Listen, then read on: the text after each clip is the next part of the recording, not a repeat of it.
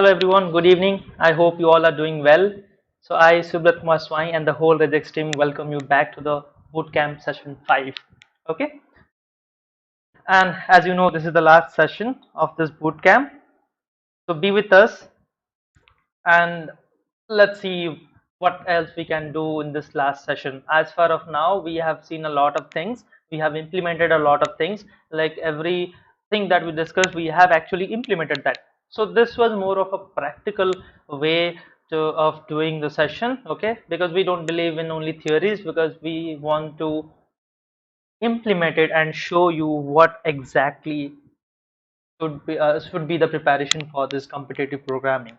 Okay, right? So let's start this session without wasting much time. So please put a yes or some thumbs up in the comment box so that I know that you are ready and we can start this session. Yeah, guys, quick. Okay, I see some thumbs up here. Great, guys. Okay, so everyone ready, right? So let's start this. Okay, so I guess you might have heard this thing. Let's start to end, or let's begin to end. So this is the last session, so let's begin it to end this entire boot camp. Okay, so as far of now, our journey was good, fine. Let's see. I'll also ensure that this session, the last session, would also be memorable for you, because in this session we are going to discuss about greedy and dynamic approach. Okay, one thing which we face a difficulty. Okay, all other things, okay, we if we put time and all, that is fine, we can do it. But this greedy and dynamic programming, this requires a lot of effort. Okay, I normally say this to everyone. Greedy is fine. If you go to dynamic programming is an art, and you have to be artist of that. Okay, I here will try and yeah, in this session, in bootcamp session, I'll just try to make you an artist of that art. Okay, as I've said already in the last class, we would take this forward. Okay, let's keep that to later on. Let's start our session now. So first of all, we'll see the queue, because that queue could not be completed the last class because of the time constraint. So first of all, let's complete that. Let's implement queue. Then we'll go to this greedy. Okay. So to take queue, the same thing. First, we'll take the size. Okay. So let's take input this size of the. Okay. So enter. I'll just write enter queue size. Queue size. Okay. Then what to do? We have to create a queue, right? So I'll just name this as queue equal to, initially every value would be none, and I want to create a queue that has the size number of elements, whatever size we take. Let's say 5. So 5 is the size of queue. I've created a queue with 5 elements, and each element is none initially. Then we'll have two variables, right? Front and rear. So instead of front and rear, I've just taken f and r. I hope that would be fine with you guys. If you want, you can take front and rear. I've just taken f and r. Okay, right. So this is our queue. So let's discuss the functionalities or the operations. So there are two things, right? One is insertion and one is deletion. Of course, there would be traversal, but let us not discuss about that. Obviously, we need that. We'll display. If we are creating something, then obviously we'll display the data. So if you talk about insertion and deletion, insertion is called as NQ operation, right? NQ, and deletion operation is known as DQ. So let's define this function NQ, which will take an element, basically an argument that would be inserted into the queue. Okay, so queue, as you know, queue follows FIFO principle, right? First in, first out. The person will come first, or the element which will come first would be uh, the first to be deleted, or the first to be attended or processed, right? So this follows, queue follows FIFO principle, first in, first out.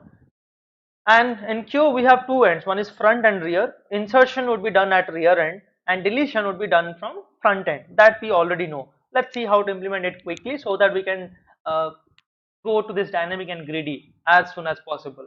So let's see this. Okay, so NQ. First of all, you have to check whether you have spaces left to insert the element, right? Okay, so see this. So we have to access the size front and rear in queue, right? So as I said already in the last class, you have to mention here global, the queue and size and this front and rear. Both you should declare it as global. Like not as you are not declaring at global as global, but you just want to access these variables which are global. And we know that we have to mention here in this way. Okay, let's now do this. So if r is equal to size minus 1, then we'll say it is overflow, right? So we'll just print a message here, print overflow, okay, and we'll just return from here, print overflow, return. Otherwise what we have to do, we have to insert that element. Let's say your queue is empty now. If your queue is empty, then what should be the condition? The condition would be if f is, or let's say if r is equal to minus 1. Why I have taken r? Because I'll be inserting element at the rear end. So when I'm talking about in queue operation or insertion operation in queue, so obviously I'll consider rear here, not front. So if rear is minus 1, that means obviously front would be also minus 1. So it is basically queue is empty and you are about to insert the first element in the queue. In that case, you have to make both f and r as 0. See, there are two ways, two kinds of implementation. Some people take f as 0 and r as minus 1 initially, but I take f and r both as minus 1. That feels very comfortable and that makes the implementation easier. Okay, right.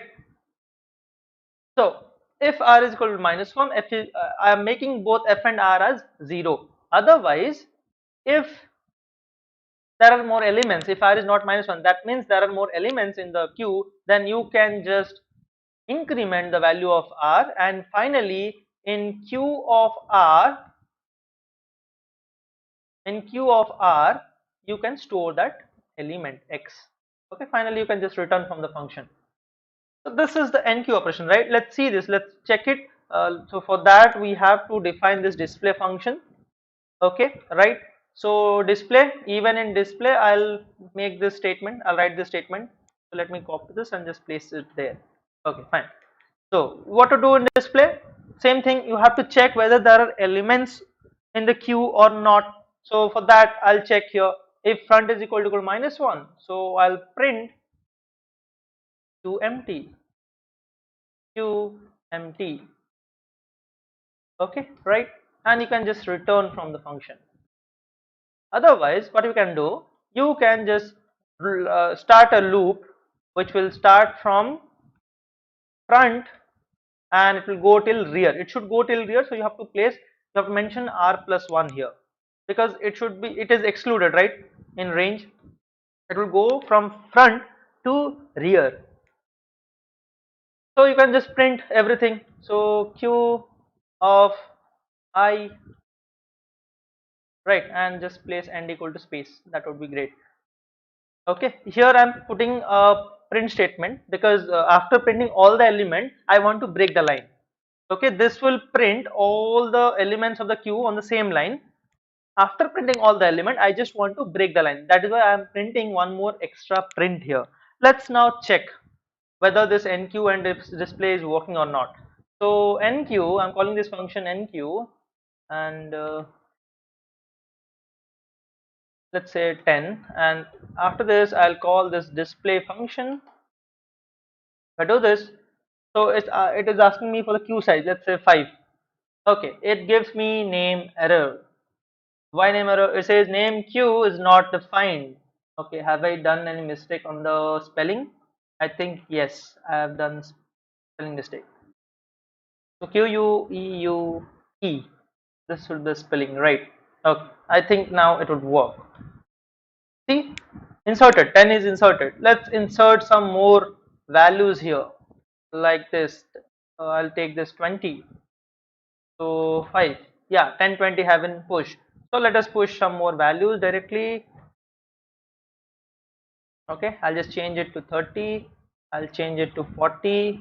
I'll change it to 50. Okay, so queue size is 5, and yes, we are able to insert 5 elements here: 10, 20, 30, 40, 50.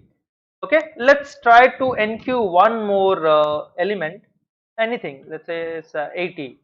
Okay, so if I execute it, I take the size of the queue as 5. If I hit enter, after inserting this 10, 20, 30, 40, 50, I got message overflow. So this operation cannot be done as the queue is full. Okay, right. So if now we want to delete an element, so let us now implement that dequeue operation, the delete operation. So this is enqueue and the next is dequeue. So let's now go for dequeue. So I can also put a return here, that is not required, but you can always put there. Okay, right. So define dequeue, the same thing. I'll paste this, or copy and paste here this global thing, that mentioning queue size f and r here, so that we can access it, we can access the global variables. Okay, right. So here what we have to do, here the same thing. First of all, you will check whether this queue is empty. Okay, if it is underflow, so if f is equal to -1, you just will print queue empty. Okay, or you can better, it would be no item to delete. Okay, right, no item to delete, and you can just return from the function. Otherwise what we have to do, there is now two conditions. One is your queue may have only one element now, and you are trying to delete that only element that is present in the queue. So when you are deleting the only element of the queue, then your queue should become empty, right? For that thing you have to check here, if f is equal to r. See, you already have checked f is -1. Okay, when f is -1, you are printing no item to delete and returning from the function. Again, you are checking if f is equal to r. So of course f and r not -1. Okay, so if f is equal to r, what you have to do, you have to make f and r both as -1, because q should be empty now. So before making f and r -1, what we can do is we can actually print the deleted item here. So I'll just print here deleted item. Okay, and what is the deleted item? You have to print this queue of front, because items would be deleted, or the elements would be deleted from front. So queue of f is the deleted item you have printed. Okay, otherwise if f is not equal to r, that means there are more elements in the queue. What you have to do, you just have to increment the value of f. This is what you have to do, right? Okay, so see this, if I now execute this, let me call this delete dequeue. I hope the spelling is correct. So dequeue doesn't need any argument, and after it I can just display the queue. If I do this, if I give size is 5, deleted item is 10, and these are the left out elements 20, 30, 40, 50, because 10 has been deleted from the queue. Okay, so deletion is done from the front, insertion would be done at the end, rear end. Okay, right. So I hope this is clear. Even I hope this is very easy queue implementation, and you might have followed everything what we just discussed. So say yes guys in the comment box if this is fine to you, if you got this, so that we can move on to this greedy straight away. Say yes in the comment box. I'm just waiting for your responses. Just put yes if you got this queue implementation in Python. Okay, so it's simple, very simple. In DQ, you just have to take care of, you have to take care about three things. One is if the queue is empty, okay, nothing to delete. Second, if there is one element in the queue, then your queue should be empty now after deleting that element. Third, if there are more elements, then you just have to increment f. That's it. Okay. In NQ, the same thing. You have to check three things. One is if the queue is full, then you cannot insert. Okay. Second, if a queue is empty, then you have to make both f and r as 0, right? Otherwise, you just have to increment the rear. That's it. This is what you have to do here. Okay, great guys. I got responses from you in the comment box. It's yeah, yes, it's very good. Okay, I got some question here. Should it be f equal to minus 1 in dq definition? No, it should not be f equal to minus 1. F should be plus 1. F should be incremented, not decremented, because f would be 0. Okay, when you insert first item, f would be 0, rear would be 0. When you insert second item, f would be still 0, rear would be 1. If you insert one more item, rear would be 2, and so on. So when you delete it, first element would be deleted, so f should be now 1, because your first element start, or your q now starts from index 1 and not from 0. Okay, so it should be f plus 1 and not minus 1. I hope your question is answered. Fine. Now let's get into this greedy and dynamic. So we hear a lot this name greedy and dynamic. Okay.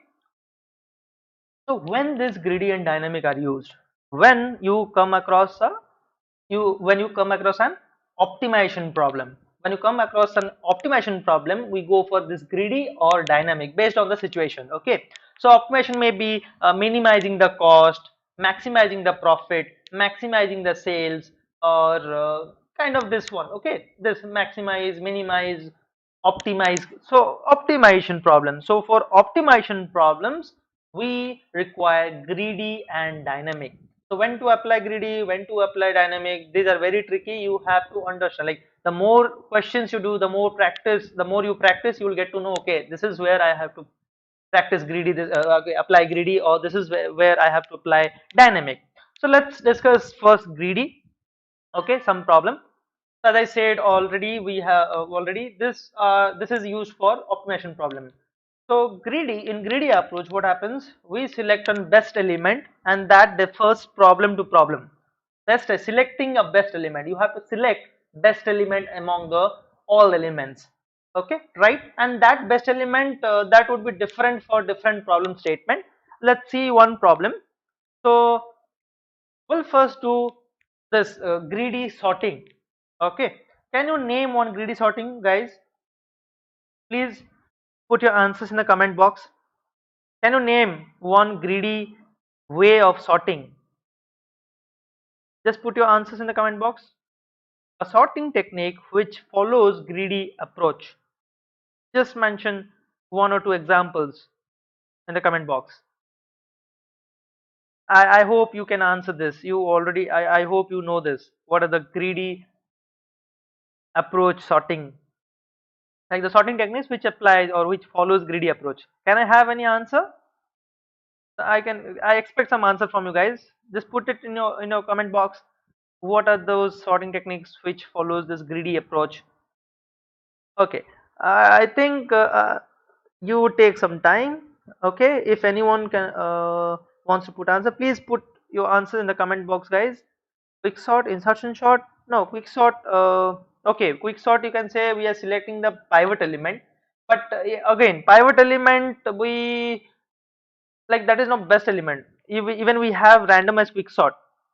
Heap sort is your greedy approach. Even selection sort is greedy approach, because in selection sort we choose the smallest element after, like in each iteration. So every time we select a minimum, the select a element that is minimum among all. That is why it is called as greedy, because we are greedy about the smallest element here.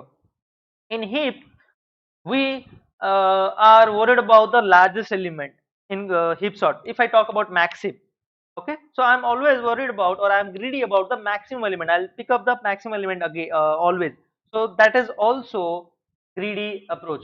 Let's see this. Heap sort we cannot implement right now, because that would take a lot of time. Even we need to discuss the background which are needed for heap sort. Let's see this selection sort.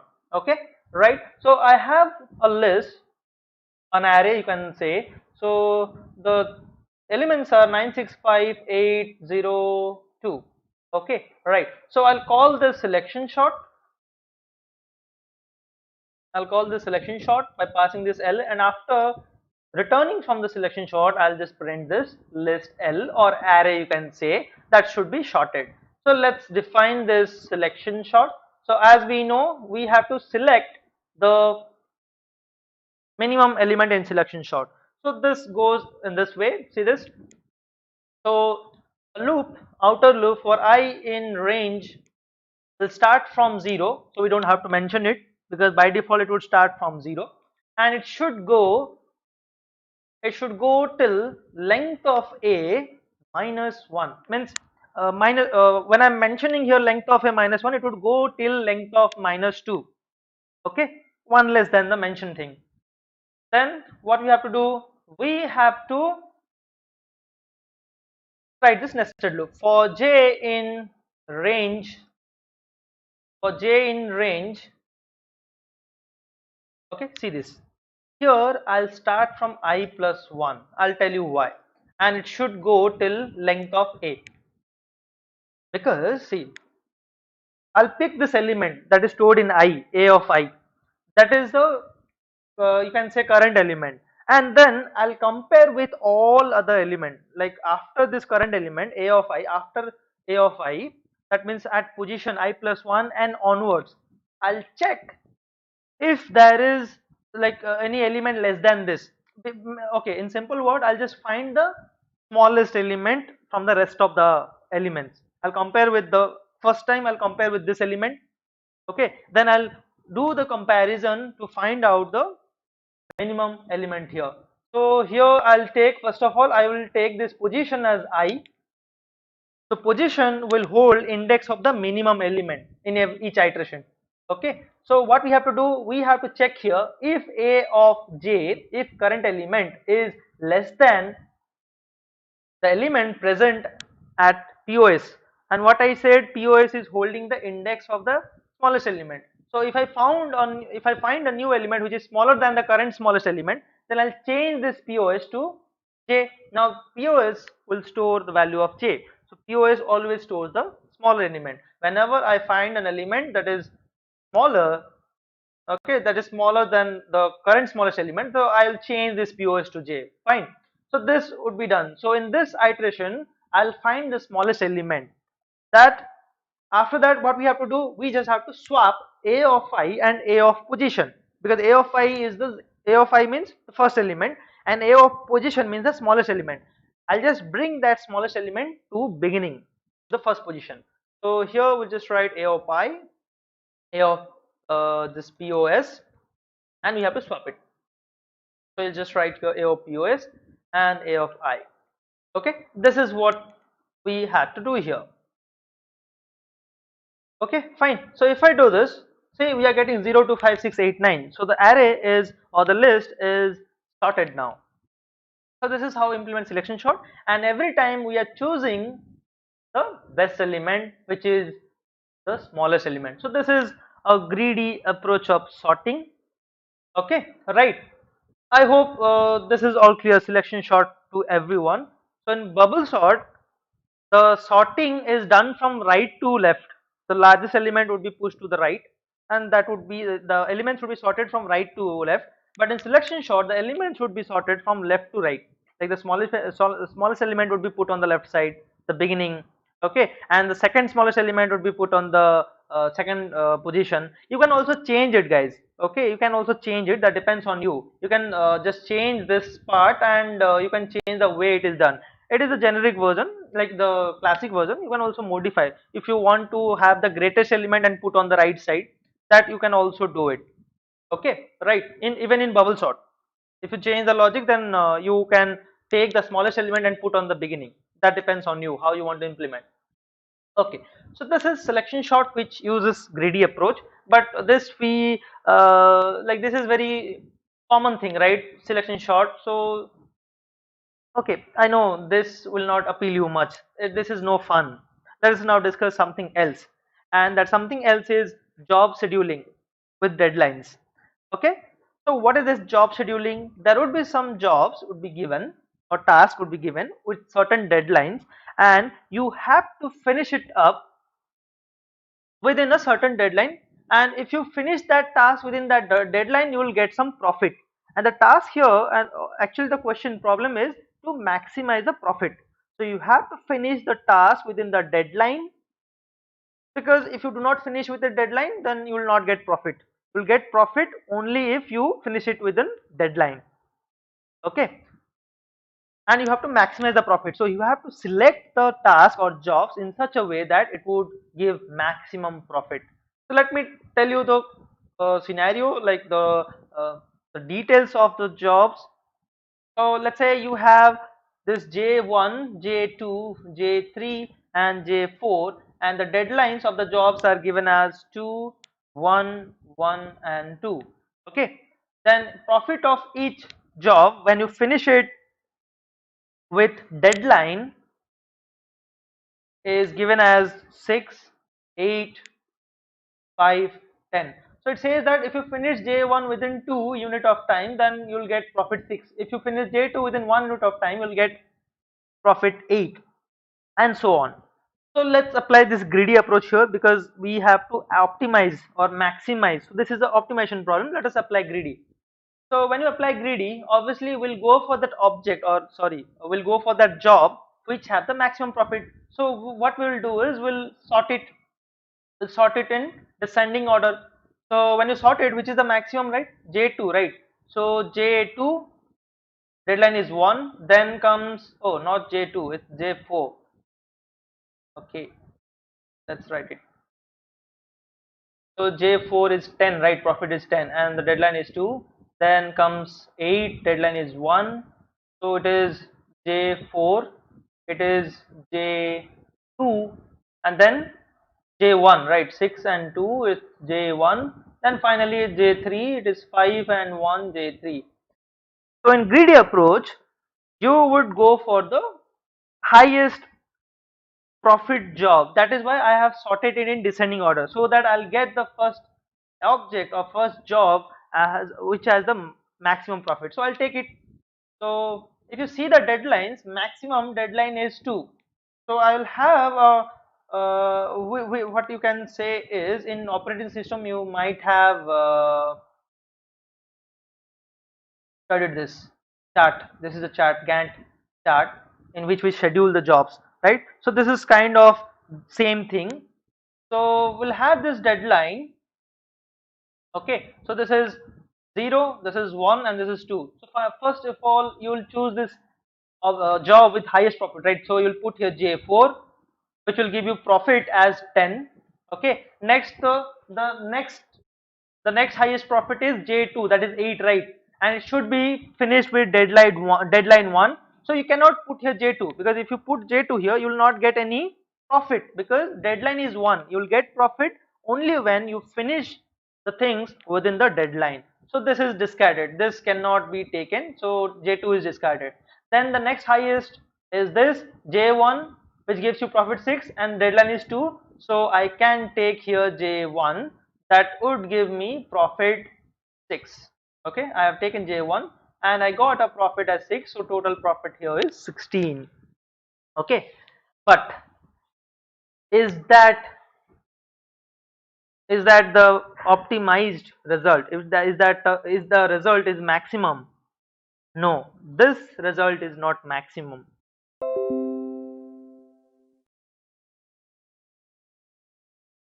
Okay,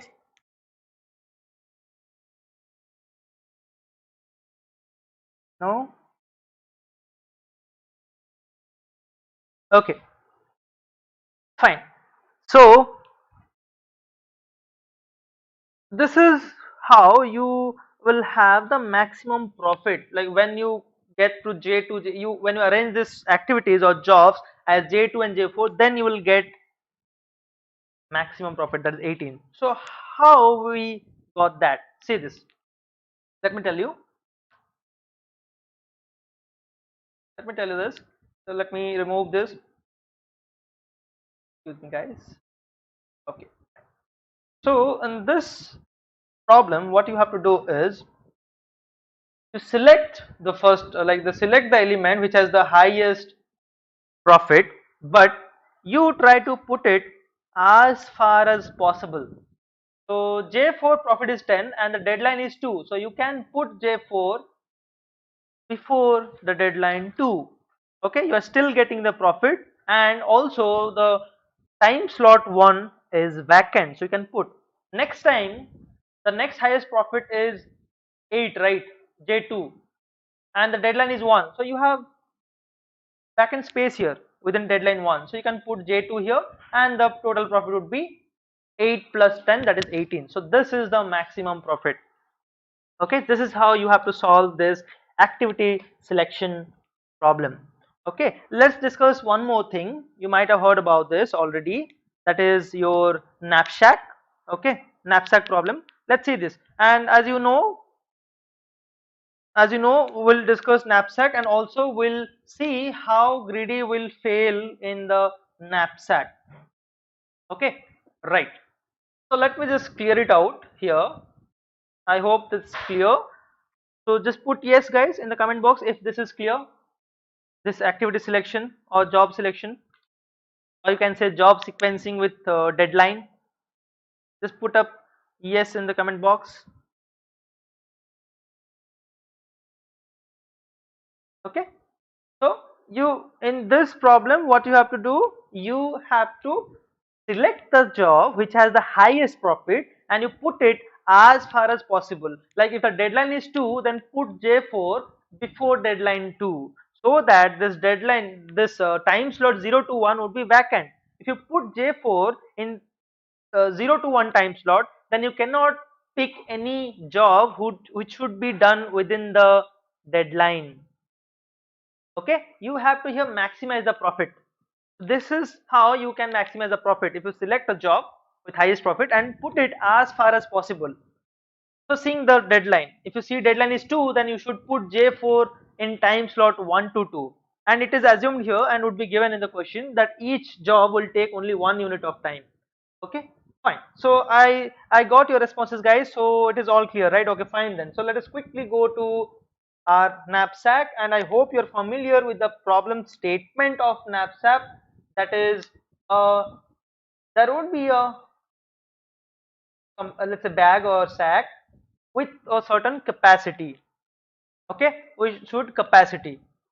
So let's say we have a knapsack called whose capacity is let's say 6. Okay, so we have a knapsack which whose capacity is 6, and object, total number of object is 3. So let me just write the profits and weight of those things. So let's say object 1, object 2, and object 3, and we'll also implement this. Okay, we'll also implement this knapsack problem. So weights are given as this way. So weights are, let's say this is 1, this is 2, and this is 4. Fine. Or shall we go into a different, shall we take a different problem? Okay, let me change it. Let me change it. We'll go with a different problem. Let's say your M is 20, and let's say your profits. I'll write the profits first. Okay, let me erase this out. So the profits are, this is profit. Profits are 25, 24, and 15, and weights of each object are 18, 15, and 10. So these are the profit to weight, profit and weight. So there are three things. You can be greedy about profit, you can be greedy about weight. So one more thing is you can be greedy about profit to weight ratio. Okay, so let's first check by being greedy about profit. If you are greedy about profit, then you will pick object 1, that will give you 25 profit. Then you will take object 2, that will give you 24. And if you take 24 and 25, like the object 1 and object 2, what are the weights? 18 plus 15, right? You cannot take, it is more than 20, the total capacity. So okay, first of all you will select object 1, right? So capacity is 20. Now when you select object 1, you minus 18 from it, so you are left out with 2. You are left out with two more capacity, and profit till now is 25. Fine. Next, the object with the next highest profit you have to take, right?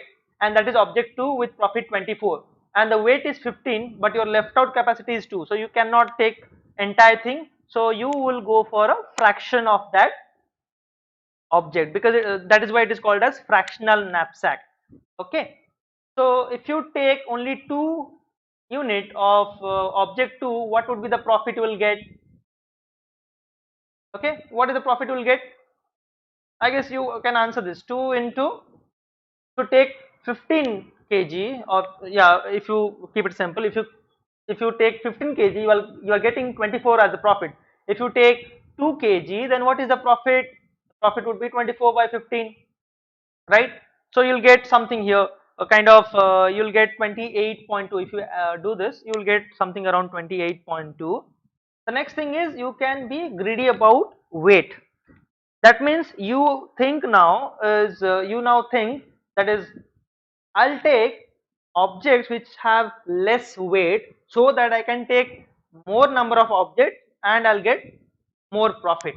If that is the case, if that is the assumption here, so same thing, m is 20. If I am greedy about weight, so I'll take the object which has the minimum weight, that is object 3. And what is the profit I'm getting? I'm getting profit as 15, and the weight of object 3 is 10. So 20 minus 10, 10 is a rest out, like left out capacity. So you can take 10 more unit of the one more object. So next object which has the minimum weight, that is minimum weight is 15, and it gives you 24 profit, but you cannot take the entire object 2 because it is 15 unit weight and you just have 10 more left out capacity.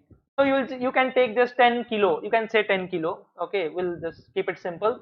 So if you take 15 unit, you will get 24 as the profit. If you take 10 units, then you will get profit, that is 10 into 24 by 15. This would be the profit you will get, and it will come something around 31.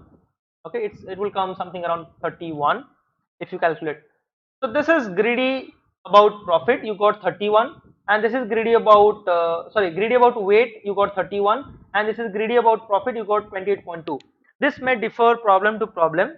Okay, this information would be given to you. Okay, the capacity of the sack and the profit and weight of each object, it would be given to you. This would be given. So we'll get this 31 when we are greedy about weight, we will get 28.2 when we are greedy about profit. This will differ question to question. We'll check here. Let us be greedy about profit to weight ratio and check. Okay, so for that, let me erase this out. Okay, let me erase this, even this. So remember, right, we got 28.2 when we were greedy about profit, when we got 31 when we were greedy about weight. Let's now be greedy about profit to weight ratio. For that, we have to find profit to weight ratio. To find profit to weight ratio, what would be the values for each of the object? So it would be around 1.39. Okay, I can just put it 1.4. It is 1.6 and it is 1.5 profit to weight ratio. Okay, now what you have to do is, you have to take that object which has highest profit to weight ratio, and which is that object 2, right? Object 2 has the highest profit to ratio with 1.6. We'll pick it. Let's pick it. So m is 20, and profit which we'll get by taking object 2 is 24, and weight is 15, right? So I'll take entire object 2, I'll get profit as 24, and the weight should be subtracted. The weight of the object should be subtracted from the entire capacity. So 20 minus 15, left out is 5 more unit of 5 more unit of object you can take. Fine. Next, which has the highest profit to weight ratio? Object 3, right? So you'll pick object 3. Object 3 weight is 10 kilo, but you cannot take 10 kilo, right? So what we'll do? Instead, will not take 10 kilo, we will take 5 kilo. So 10 kilo will give you 15 profit. So exactly you are taking half of it. So basically you will get 7.5 as a profit. If you do this, you are getting something 31.5. Okay, so this is the highest. Through this we conclude that we should be greedy about profit to weight ratio. That would give us the maximum, maximized or optimized result. Okay, so this is our greedy knapsack. Let us now see the implementation of greedy knapsack, how we can do. So let me first tell you the logic here, what we have to do. So this data of objects, like profit of each data and weight of each object, profit of each object and weight of each object would be given. You have to find profit to weight ratio for each object. Okay, and as we are greedy about profit to weight ratio, so we will always select the object which has highest profit to weight ratio, right?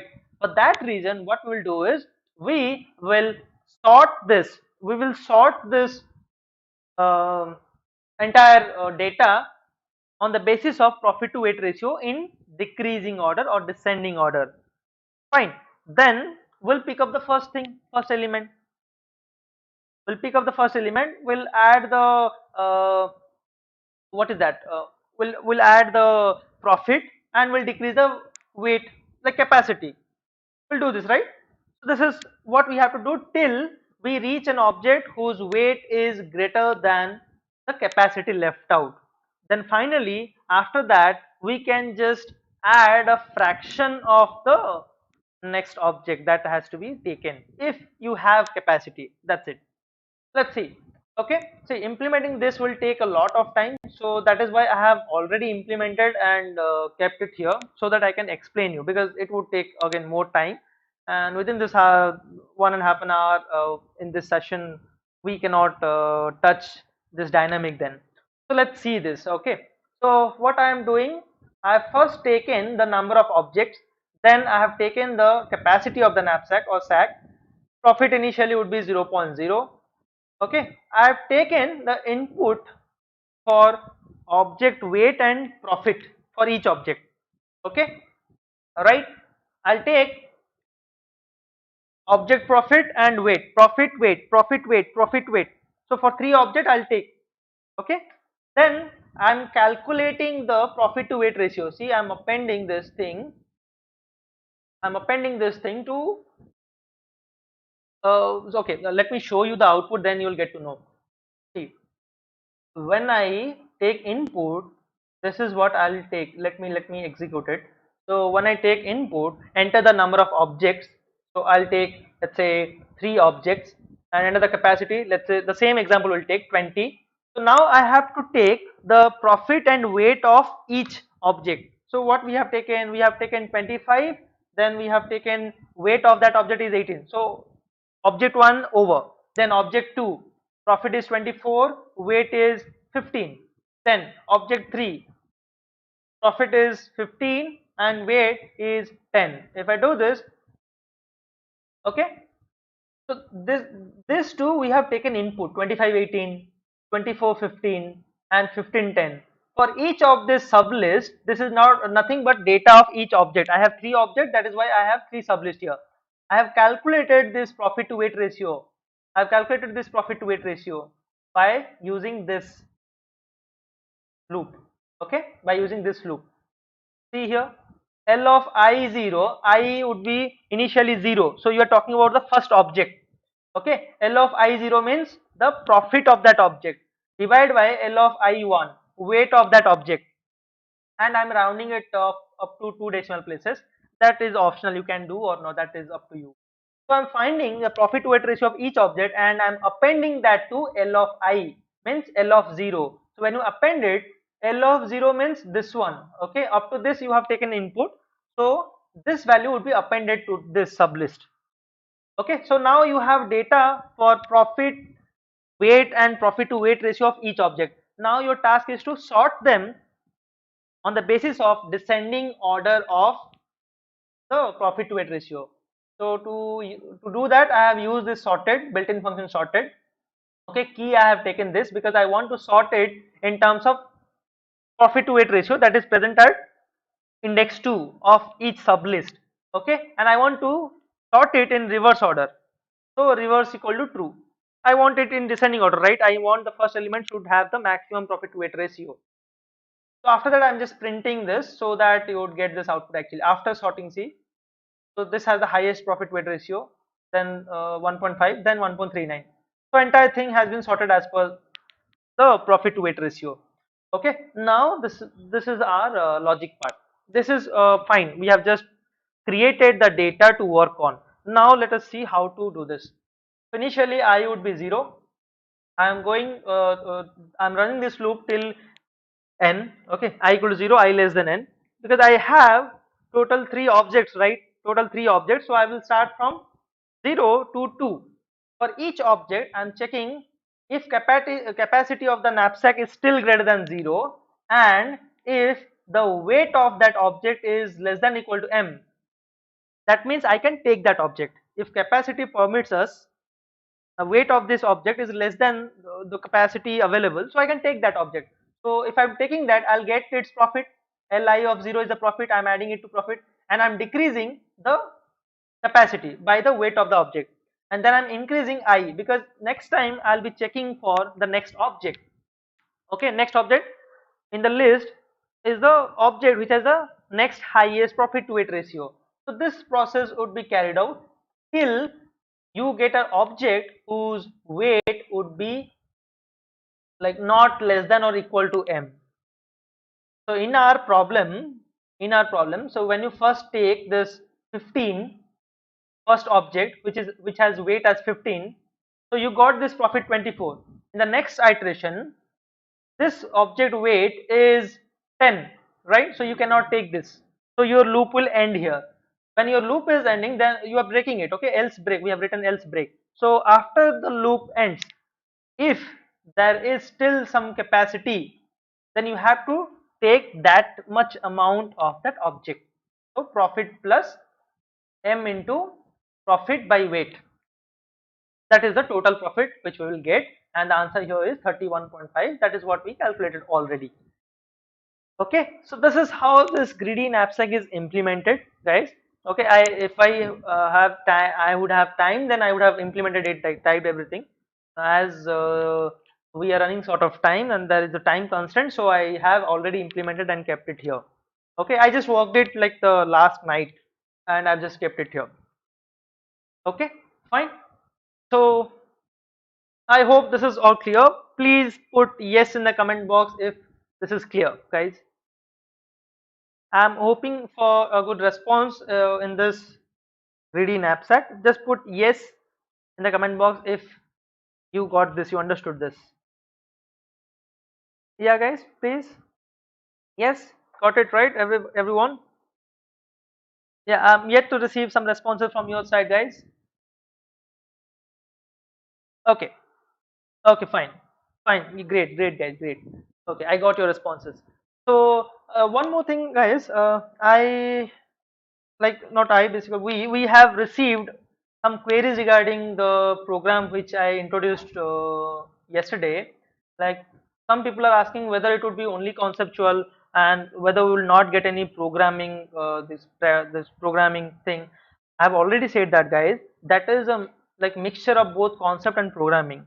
Okay, concept wise we would explain everything. Okay, basically I'll take the class, so I personally ensure you. Okay, you have already seen how it is going, right? In the same way we'll do that. See, concept, yeah, this is a bit different this session because we have time constraint, so I cannot get into much detail there. If anyone has doubt, then we would be discussing that in detail. So there would be detailed discussion of concepts. Also we would do programs like competitive programs. There would be around this you can say 50 to 100, between 50 to 100, that there would be this would be the number of problems that we do, okay, in the entire 3 week session. I will take that class. Okay, guys. So I hope you have already seen how it is going here.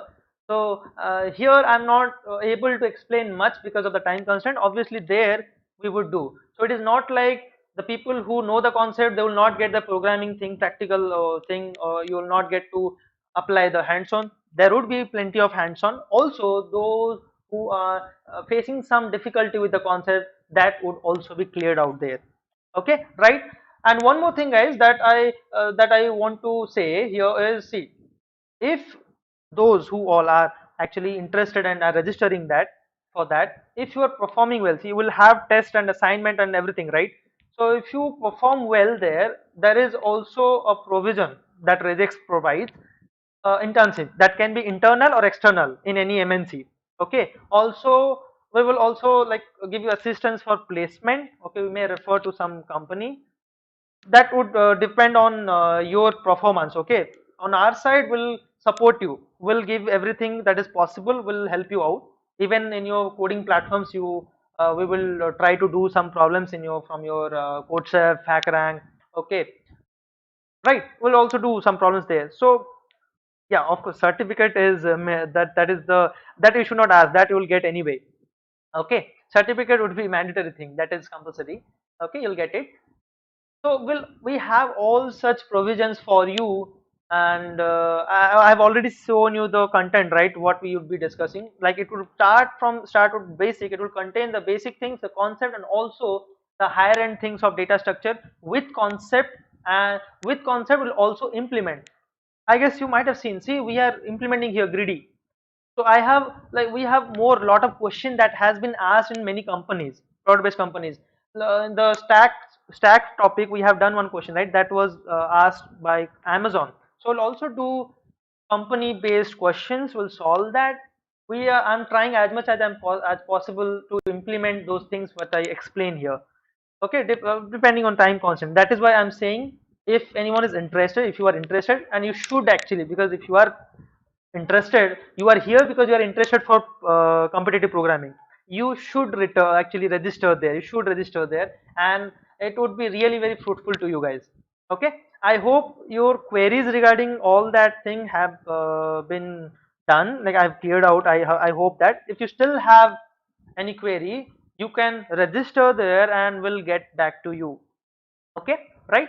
Okay, so now it's time for poll.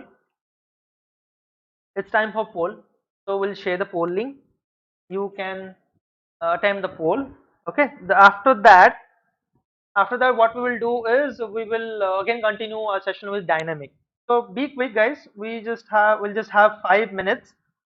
Okay, we'll just have 5 minutes of time, so that you quickly finish up the poll. I'll just share the link within a short, just give me a moment guys, I'll just share it.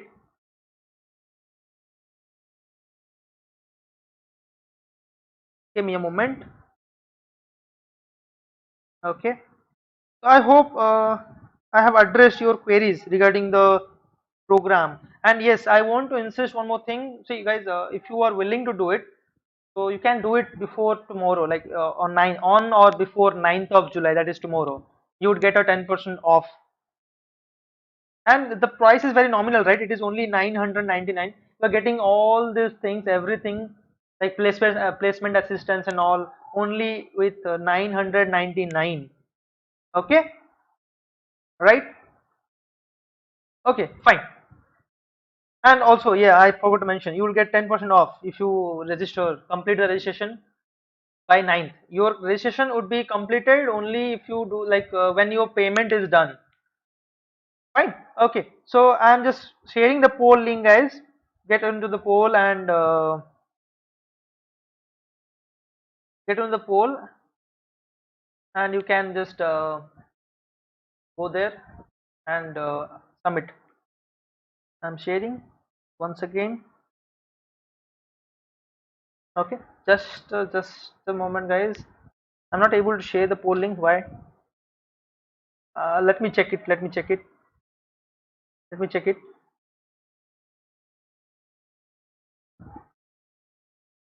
Okay. Okay. So might be some other person would share the poll link. Just wait a moment, guys.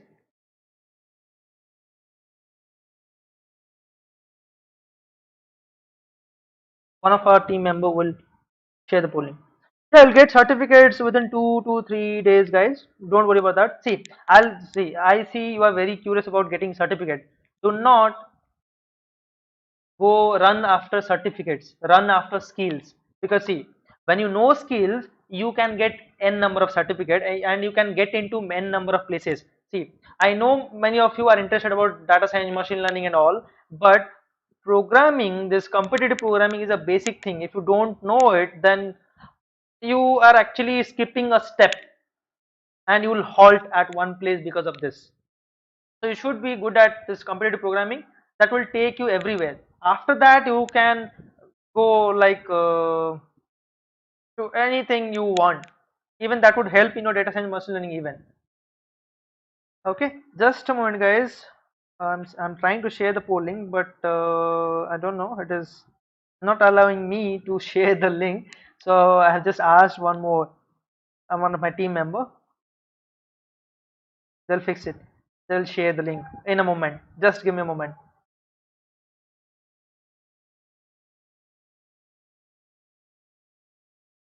Okay, it's still not allowing me.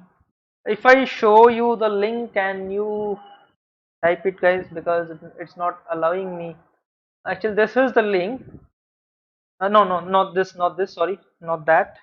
That is not the link. That is another thing. That's the same thing which we have discussed yesterday. Okay,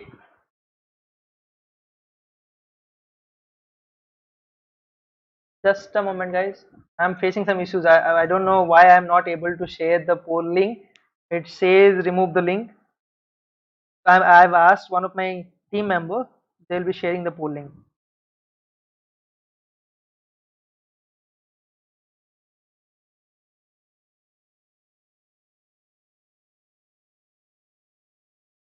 Yeah, just a moment. Hold it up, guys. Just a moment. We are working on it. Okay, so till the poll link arrives, we can actually discuss something, right? Till the why waste time?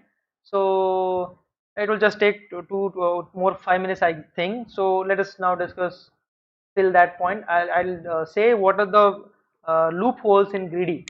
So greedy will not actually always help you out. Okay, I think the poll link has been shared, guys. You can find it out in the comment box.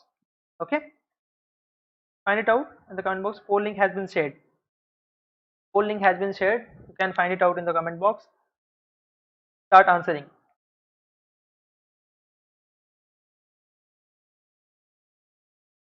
Yeah, so we are continuously sharing the poll link. You can find it out in the comment box. Quick, guys. So it's 5:29, right? So it would be done within 5:35. We'll resume our session sharply at 5:35. Okay, and yeah, make sure you put up your scores in the comment box so that would get to know how you guys are doing it.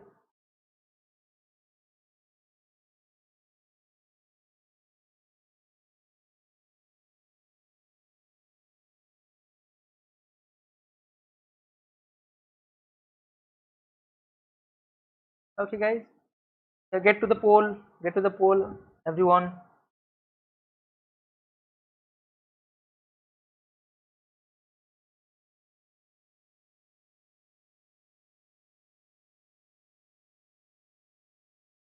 Get to the poll, guys. Start answering. Submit your answers and put up your score here. Okay. So poll link is being shared continuously in the comment box. Those who have not yet got the link, they can check the comment box now and they'll get it.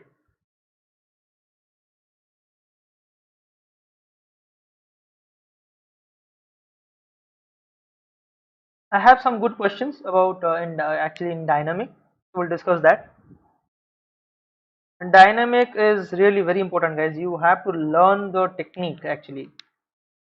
Okay, just finish it up this poll exactly.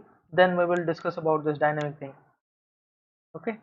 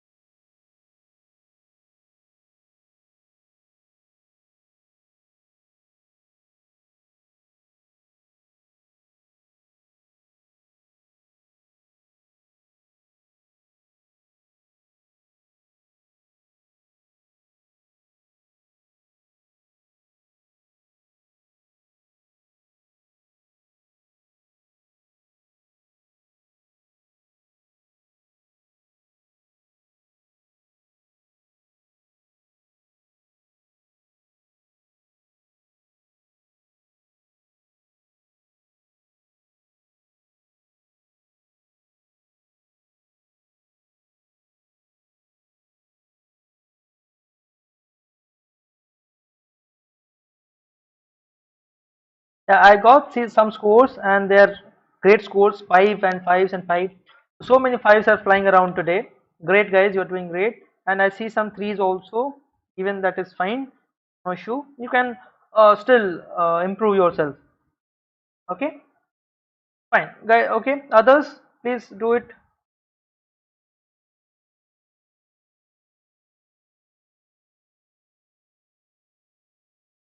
Great. Yeah, answers would be discussed. Don't worry, answers will be discussed. Let all of you finish it up. When we resume our session, like around 5:35, I'll discuss the answers. Okay, don't worry about that.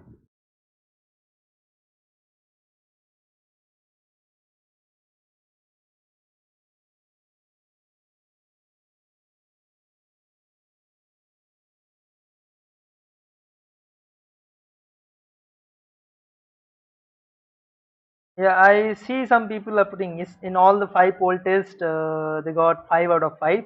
It's great, guys. It's great. It's very awesome to see the scores. Okay, fine, fine, great. You guys are doing great.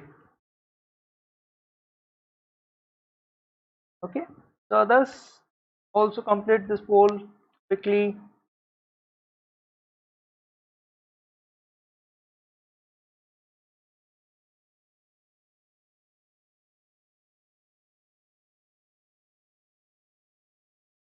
Great going, guys. Great going. Put up your scores here.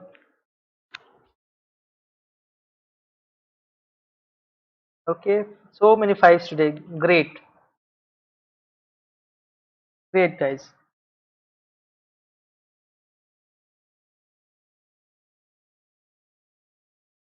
Great.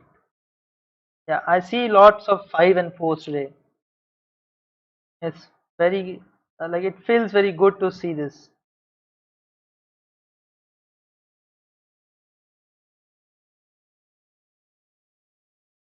Okay, so many of you have been done with the poll test. We'll just wait for a few more moments so that it would be like to make sure that everyone over here has been done with the poll and we can resume then. Okay, till that point, let me use this time up to draw something like this information. The put up the information, right? Okay,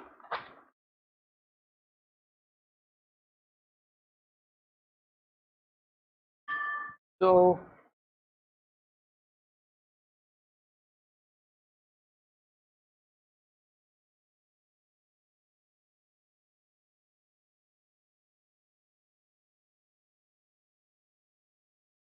great. The scores are great for today. Okay, guys. So let us discuss. Let us resume our session, and just after 5 minutes, after this particular discussion, I'll share the. I'll just discuss the poll answers. Okay. So let me finish up with this discussion. Then we'll go for the poll questions discussion. Okay. I hope everyone is now here in this and not in poll. Okay. See this thing. So here, say this. If I have some object, two object O1 and O2, profit of object 1 is 2, weight of object 1 is 1. Okay, there is one more object, object 2, whose profit is W units and weight is also W units. Okay, if this is the case, so I'll just write here WT so that you will not get confused. So W unit W, that is a constant value. Okay, so profit of object 1 is 2, weight is 1. What is the profit to weight ratio? 2 by 1, that is 2. And what is the profit ratio here? Is 1. Okay, let's say you have like what can I say? If you have a knapsack of capacity as let's say 1000. Okay, if you have a capacity of 1000, so what would you do? Let's say this weight is 1000 and capacity is also 1000. Okay, what exactly what we are doing here? In a knapsack, okay, or let's say we'll not take any values, let us talk about in the constant values only. So if you have a knapsack of capacity W, capacity is W, So when you take, if you go for the greedy approach, what we discussed, this has the highest profit to weight ratio, right? And if you take it, you'll get a profit of 2, okay? And weight is 1. How much is left? W minus 1, right? And now you cannot take this W, like you'll take just a fraction of that W, okay? Or let's say we'll talk about, you have object in which you cannot go for fractions. Okay, you cannot go for the fractions. Let's say a dress, you cannot cut half of the dress and take it, right? You have to either take it or you would not take it, okay? So here you cannot take this W, this object 2, you cannot take W minus 1 unit of this object O2. So you are just getting benefit or profit of 2. But if you go actually see here, you can actually fill this entire W with this object 2 and you'll get a profit of W. If it is 1000, you'll get a profit of 1000. In the previous case, in this case, you are just getting profit of 2. So this is where greedy fails and we go for fractional knapsack, which is this what is the dynamic programming. Okay, so now we'll not discuss dynamic programming of knapsack or zero, we call it 01 knapsack. That would take a lot of time, but what I'll do is I will discuss one other problem of dynamic programming, and that problem is also very popular, and that is your rod cutting problem. Okay, that problem is rod cutting problem. So let's see this. What is that problem basically? Let's talk about that. Okay, see this. So the question is, given a rod of length n units and price of all pieces smaller than n, find the way to cut the rod to maximize the profit. Let's say like a length of rod would be given, let's say 5, and it says that all price of price of all pieces smaller than n. So if your n is 5, if the length of the rod is 5, you would be given prices of length 1, length 2, length 3, length 4, because prices of all pieces smaller than n would be given. You have to maximize the profit. Like if you want to sell those rods, you have to sell those rods or pieces in such a way that you would get maximum profit. Okay, say this, how we can do this using dynamic. So I have a rod of length 5 is given. So I would be given the prices of all lengths smaller than 5. So all the lengths of 1, 2, 3 and 4, the prices or the profit are given as 2, 5, let's say 7 and 8. Okay, these are the data which have been given. Let's now see how can we do it. For that, I'll assume okay, see, maybe the question is about what is the maximum profit you will get, or how can yeah, what is the maximum profit you will get if you sell a rod of length 3. So the question may be can be anything, right? It may be if you sell a rod of length 1, what is the maximum profit? If you sell a rod of length 2, what is the maximum profit? If you sell a rod of length 5, what is the maximum profit? If you sell a rod of length 6, what is the maximum profit? Okay, so see this. Okay, see this. So I will take every possible length. Length 0, I have, let's say I have to sell a rod of length 0. I have to sell a rod of length 1. I have to sell a rod of length 2, then 3, then 4, then 5, and it can be more, 6, 7. I'll just go till this 5. Okay, and what are the possible rod length, the pieces of the rods you have? You have rod of length 1. Okay, you have rod of length 2, then you have rod of length 3, then you have rod of length 4. These are all what you have or what you got. Okay, using all these pieces, you have to sell a particular length of rod to maximize the profit. This is what we have to do. So obviously when you are going to sell a rod of length 0, then you will not get any profit. So you can put this thing 0 everywhere. You can just put 0 in this thing, in this 0 column. Fine. Okay, the next thing, when you are now you are here, okay, row 1, okay, row 1, and you are trying to sell a rod of length 1. What this exactly means? This means you just have rod of length 1, pieces of rod. There would be many pieces, like unlimited number of pieces, but all the lengths of those rod is 1. So how can you sell a rod of length 1 to maximize the profit? Obviously there is only one way, that is you can just sell one piece of rod of length 1. And what is the profit? When you sell a rod of length 1, what is the profit we are getting? 2, right? So this is 2. Similarly, when you go for this, you want to sell a rod of length 2, and you have, as you are in the first row, that means you have only pieces of rod of length 1. So how can you make it? Only one way. You can take two pieces of rod of length 1 and sell it. That would be total length 2. Okay, kind of, let's talk about this as meter. So you have to sell 2 meter and you only have rod of 1 meter length. Many pieces, but every rod is 1 meter length. Obviously you will take 2 rod of 1 length each and sell it. What is the profit you will get? 2 plus 2, that is 4. Similarly, here you will get 6, here you will get 8, because in every piece of length 1 meter, you can say 1 meter, you are getting profit of 2. So 4 rod, 4 pieces, 8, 5 pieces, you will get 10 as the profit. Okay, right? So this is how you fill the first row. Second row, you are in now second row. What does it mean? When you are in second row, that means you have rods of length 1 and length 2. Using this length 1, so you have option. Now you can take either length 1 rod or length 2 rod. You have to mix them up or combine them and sell a particular length of rod. Let's say you want to sell again this, you want to sell this rod of length 1. You cannot use rod of length 2, right? You have to sell 1 meter. You require 1 meter. You cannot take 2 meter rod. Obviously you will go for 1 meter. So just copy the previous result. You will get profit 2. Similarly, now you want to sell rod of length 2. Okay, now we have to check. What you have to check? You have to check that if you take a rod of length 2, what is the profit? If I take a rod of length 2, then the profit I am getting is 5.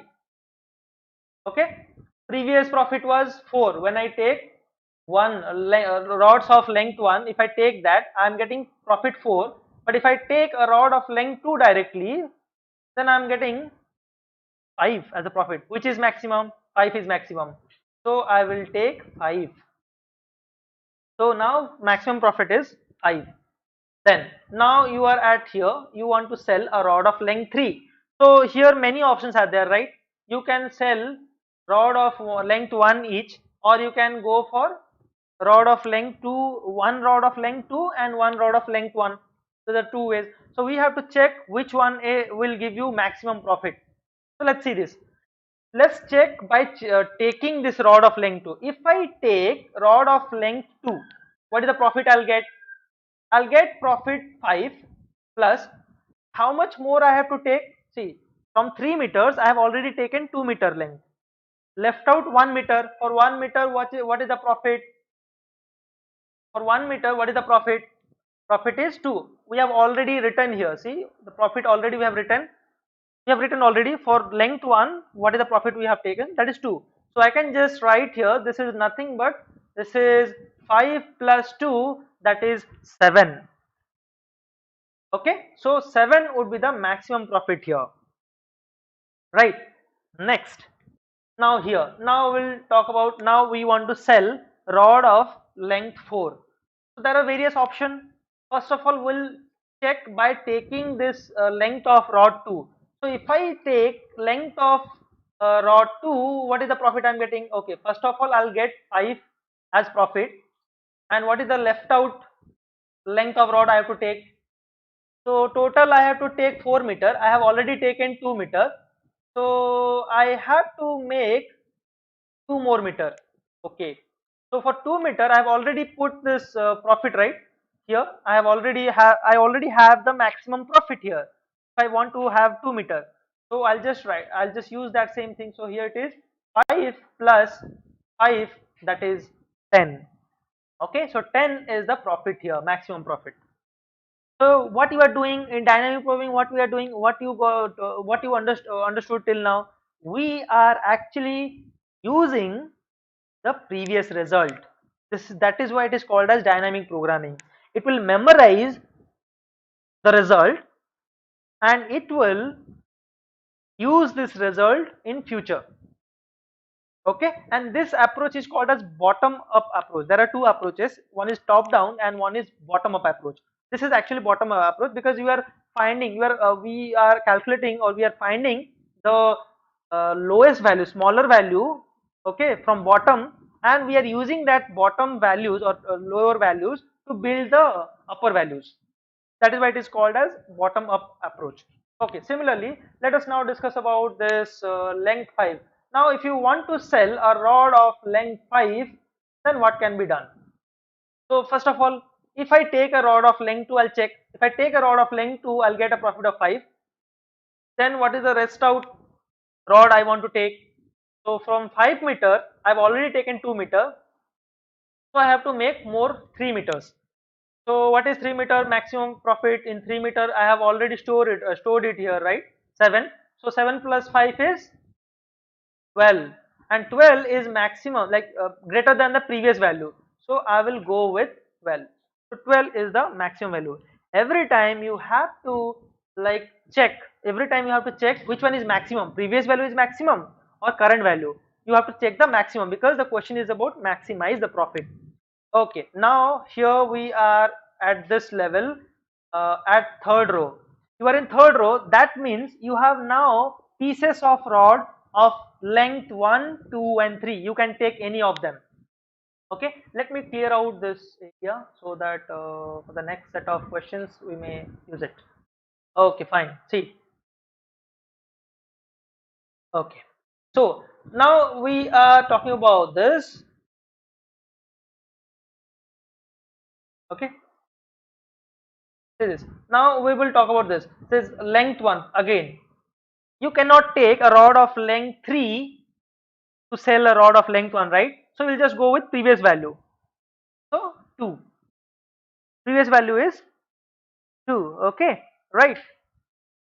So similarly, what can be done? Similarly, you see,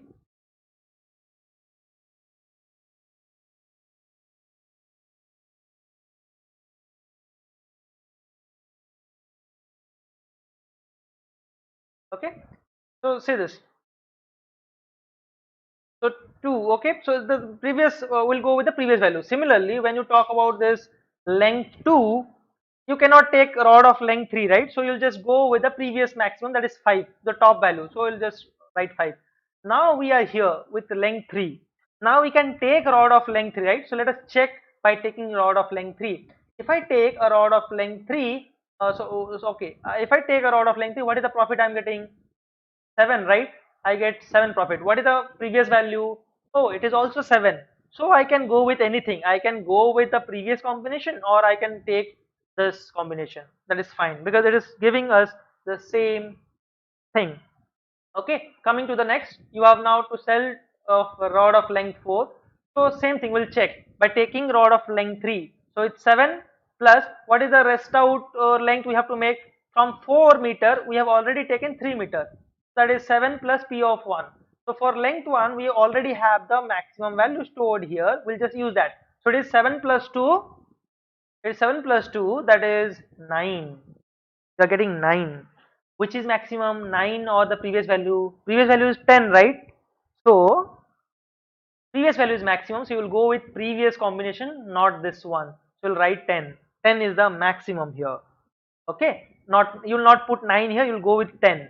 Okay, now let's talk about this length 5. If you go with length 5, so first of all we'll check, right, by taking this length 3.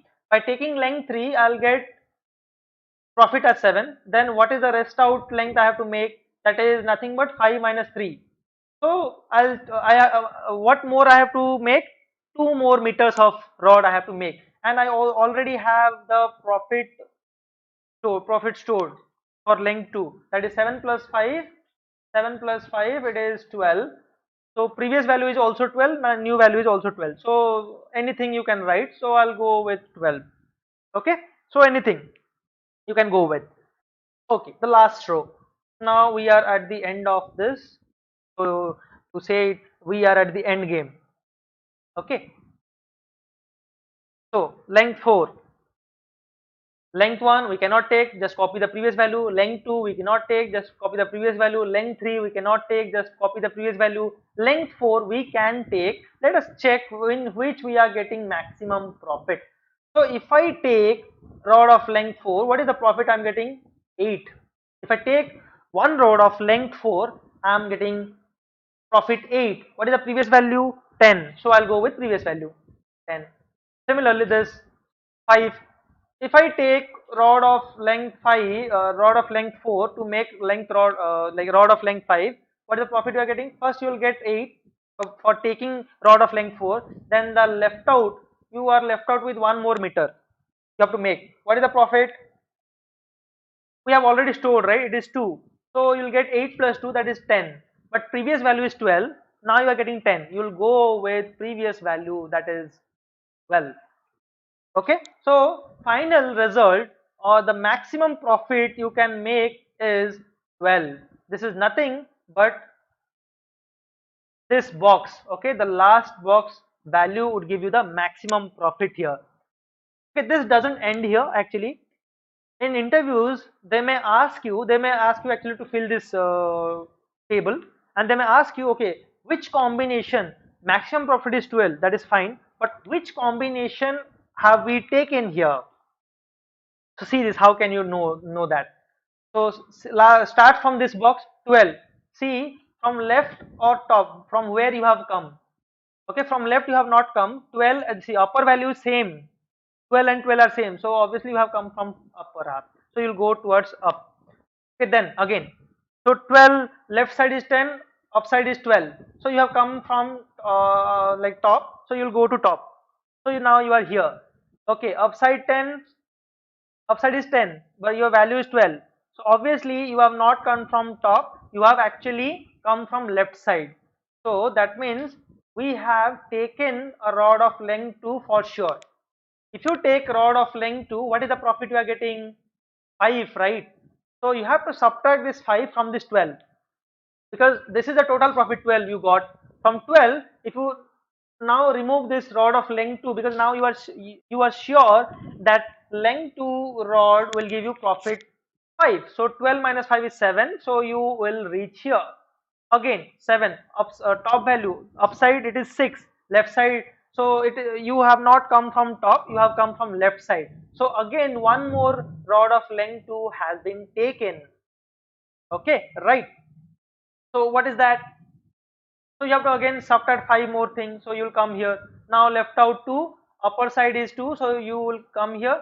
Okay, then you are at the last row, like the first row, so nothing more you can take. So finally you have taken this rod of length 1. So this is one possible combination, like you can take to make rod of length 5, you can take length of rod of length 2, rod of length 2 and 1 rod of length 1. This is the solution for this cutting rod problem, and this is your dynamic programming. Okay, so this is just one problem. Okay, so guys, see this. So what I want to tell is, uh, this is our last session, right? We have discussed many things. Don't worry about like the concept and all, we'll do that. Okay, we'll clear out concept, also we'll do programming. Okay, okay guys, so I hope you enjoy the entire session, everything. Just put some like and comment. Okay, like the channel and subscribe it. Okay, right.